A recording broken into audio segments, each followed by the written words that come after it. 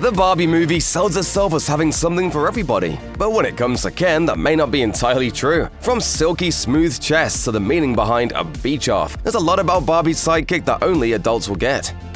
In director Greta Gerwig's movie, it's quickly established that Barbie has a personal theme song of sorts, the Indigo Girls classic Closer to Fine. Ken initially seems content to sing that song along with her, but when he ventures out into the real world and discovers a certain version of masculinity, Ken no longer likes the song. At that point, Ken discovers his own favorite song, and it soon takes over as the anthem for Barbie Land's transition into Kendom, Push by the band Matchbox 20. Aside from director Gerwig being a fan, Push was likely chosen because it sounds exactly like the kind of song a dude bro would be obsessed with and want to sing to a woman he is trying to woo. But those already familiar with the song from its mid-90s heyday immediately realized there was a lot more going on there. With lyrics like I Wanna Take You For Granted, the song gives us insight into Ken's state of mind. After all, he had previously felt taken advantage of by Barbie, so it makes sense that Ken would like a song like Push. But it's Barbie and Ken.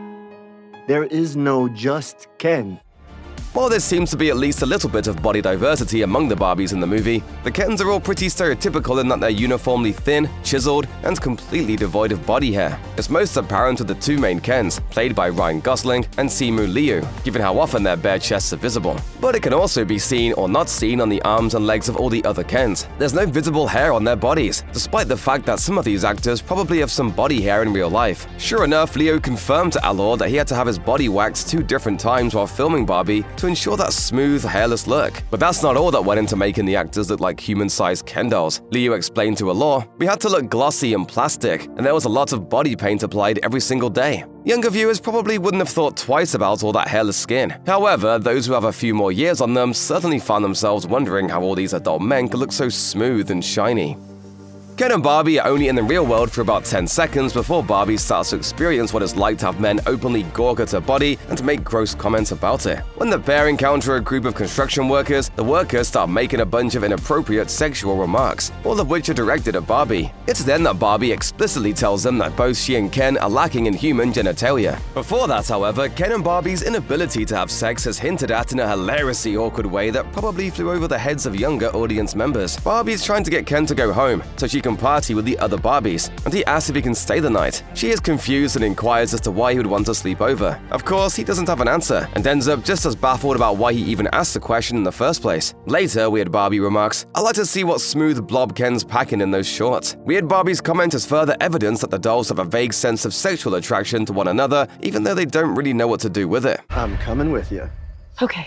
Barbie and Ken learn most of the same truths about the real world, only they absorb the information in almost exactly opposite ways. Barbie is disappointed to see that she hadn't fixed feminism, and that the world is in fact still a patriarchy. Meanwhile, Ken couldn't be more thrilled to learn that there is a place where men rule instead of women. While exploring Los Angeles on his own, Ken stumbles into a building where multiple screens are showing visual representations of masculinity throughout the years. Ken becomes especially fixated on one recurring figure in that montage, Sylvester Stallone. After that, Ken bases much of what it means to be a man on both Stallone himself and the character he plays. Rocky clearly makes a major impression on him, as Ken is seen wearing boxing gloves at one point when he arrives back in Barbie Land. Ken's obsession with horses as a sign of masculinity could also be connected to Rocky Balboa's nickname, the Italian Stallion. But most obvious is the white fur coat that Ken wears for a long stretch of the movie, which is modeled after a similar coat that Stallone is seen wearing in the montage. Stallone was known to don extravagant fur coats in the 80s, helping to popularize them as a statement of not only hyper-masculinity, but also wealth and success.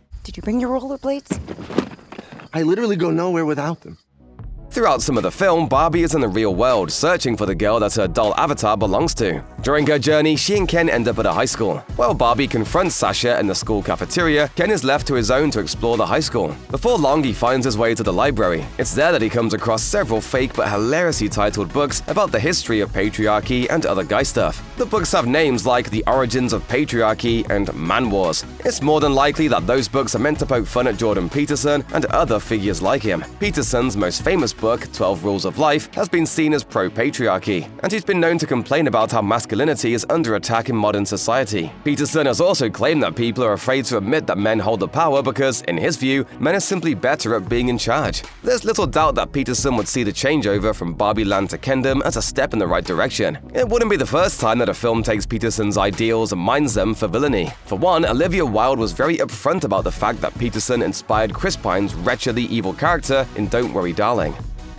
The opening scenes of Barbie show how all the Barbies in Barbie Land are BFFs. They all love each other, respect each other, and celebrate each other's success. While that mostly seems true for the Kens as well, Beach Ken and Tourist Ken seem to have a pretty bitter rivalry. Much of it stems from competing for the attention of stereotypical Barbie, but it also seems like they simply don't like each other very much. How do you settle a dispute in Barbie Land? Well, it's later established that weapons don't exist there. Moreover, the Kens don't exactly seem like the type to get into vicious physical altercations, so it's suggested that they have a beach-off, which sounds innocent enough until phrases like this start getting thrown around. I would beat you off right now, Ken. I'll beach off with you any day, Ken. Sounds a little like they are saying something else, doesn't it? There are only a few gags in Barbie that are meant to elicit chuckles from the adults while going over the heads of children, and the whole concept of getting beached off is perhaps the dirtiest of them all. That said, having a snippet of it included in some of the trailers was definitely an indication that a little bit of grown-up naughtiness was going to be snuck into this PG-13 movie.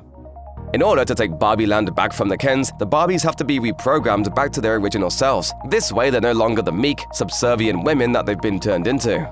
In one of the movie's funniest sequences, some of the reprogrammed Barbies pretend to need reassurance about their looks or have something mansplained to them. The point is so that no Ken doll can resist giving his full attention to them. There are some obvious ploys, like the Barbie that pretends she never saw The Godfather and needs a Ken to explain the entire movie to her.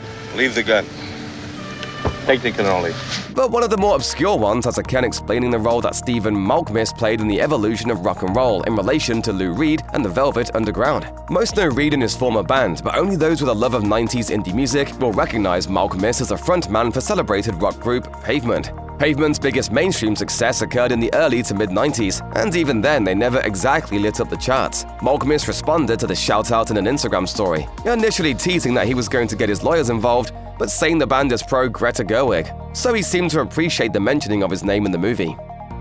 Barbie is absolutely jam-packed with references to pop culture, especially films. The films mentioned range from timeless classics like The Wizard of Oz all the way down to obscure films from the French New Wave. But there is one scene in particular that is almost entirely based on another sequence from a different movie. It's far beyond a mere Easter egg or background reference, and instead it's an outright love letter to the film that inspired it. Though the big song and dance battle between the Kens initially starts on the beach, they are all soon magically transported to a dreamlike space of blues and pinks, with everyone dressed in black. While some have suggested that the outfits recall what Danny Zuko wears in much of Greece, the whole scene is a much more obvious tribute to the iconic Dream Ballet sequence from Singin' in the Rain. Released in 1952, the legendary musical predates both Ken and Barbie by a few years, and is certainly one of the oldest pieces of pop culture history that Barbie pays homage to.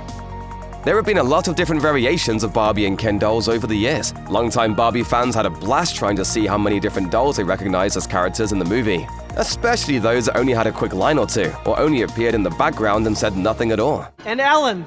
With few exceptions, almost every Barbie and Ken mentioned in the movie was a real doll at some point. Remarkably, this also includes the cancelled doll Sugar's Daddy Ken. Also referenced and standing alongside Ken in the movie is Earring Magic Ken, who has an even wilder history that older viewers surely remember. Upon his release in 1993, many were quick to identify that Earring Magic Ken's clothing was clearly inspired by the fashions popular in the gay club scene at the time. As for the ring the doll wore around its neck, let's just say that in addition to Gay Ken, Earring Magic Ken was also sometimes referred to as C-Ring Ken.